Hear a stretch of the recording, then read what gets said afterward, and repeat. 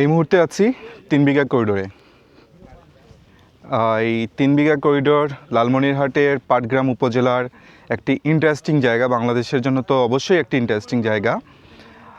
এটি মূলত হচ্ছে ওই যে আগের যে দহগ্রাম আঙ্গরপোতা যে ছিটমহল, সেই ছিটমহলটা হচ্ছে এই জায়গাতে। মানে আমি এখন যে গ্রামে আছি, এই গ্রামটা বা যে ইউনিয়নে আছি সেটি হচ্ছে দহগ্রাম।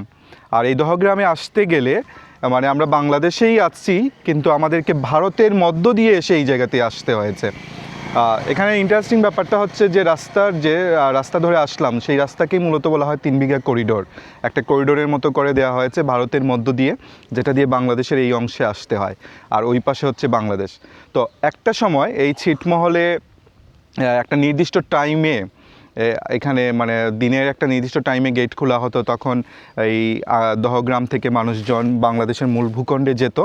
কিন্তু 2013 সালে সম্ভবত এটি একটি চুক্তির মাধ্যমে 99 বছরের জন্য এক ধরনের লিজ নেওয়া হয়েছে, যার ফলে এখন 24 ঘন্টাই এই করিডোর দিয়ে যাতায়াত করা যায় এবং সহজেই মানুষজন এখন সহজেই মানে এই দহগ্রাম থেকে বাংলাদেশের মূল ভূখণ্ডে যাতায়াত করতে পারেন।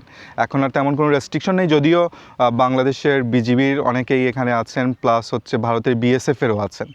কিন্তু তারপরেও আমার মনে হয় যে কিছুটা হলেও এখানকার মানুষজনের যাতায়াত চলাচল অনেকটাই সহজ হয়েছে। তো এই পুরো ট্যুরের ভিডিও ধীরে ধীরে আমার ফেসবুক পেজ এবং ইউটিউব চ্যানেলে আসতে থাকবে। তখন আরও ডিটেলসে আমি আপনাদেরকে সেই তথ্যগুলো জানাতে পারবো।